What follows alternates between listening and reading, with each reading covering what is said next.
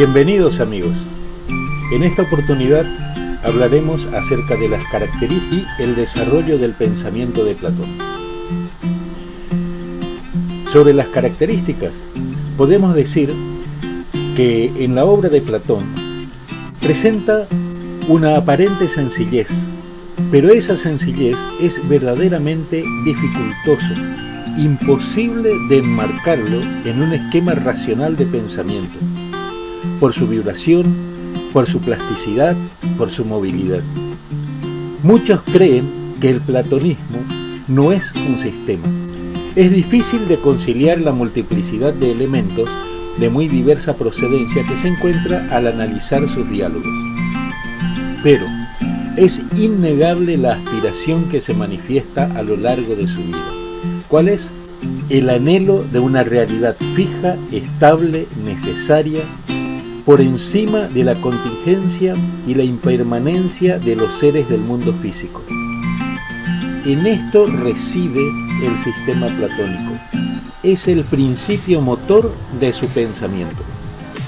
A Platón le son insuficientes los conceptos, las palabras, para expresar lo trascendente. Platón recurre a procedimientos menos intelectuales para explicarse.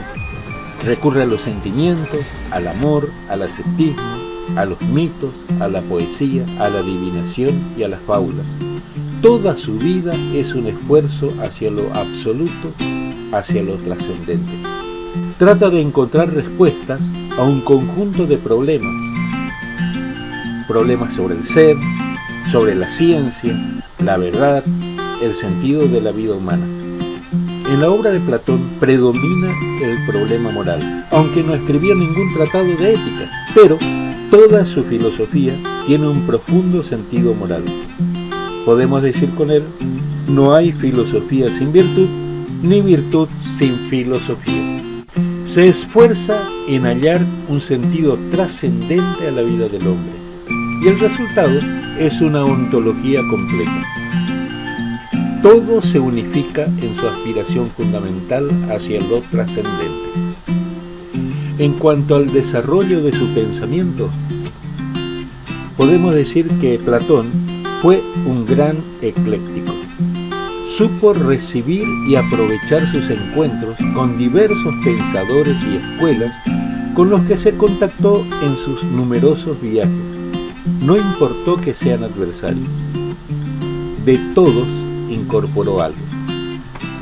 Para Aristóteles hubieron tres influencias principales: Heráclito a través de Cratilo, los pitagóricos y Sócrates. Cratilo exageró hasta la ridiculez el movilismo y el relativismo de Heráclito, y los pitagóricos de ellos tomó la teoría de las ideas con la distinción de los dos mundos. Platón trata de salvar a través de una síntesis las diferencias irreconciliables entre Heráclito y Parménides, con el mundo sensible y el inteligible por el otro. Con respecto a Sócrates, a él le debe el iniciarse en el método inductivo y así llegar a los conceptos universales. También de él adquiere un cierto utilitarismo y un mitigado hedonismo. También el obrar bien conforme a la naturaleza y el uso de la razón para encontrar las normas de conducta virtuosa.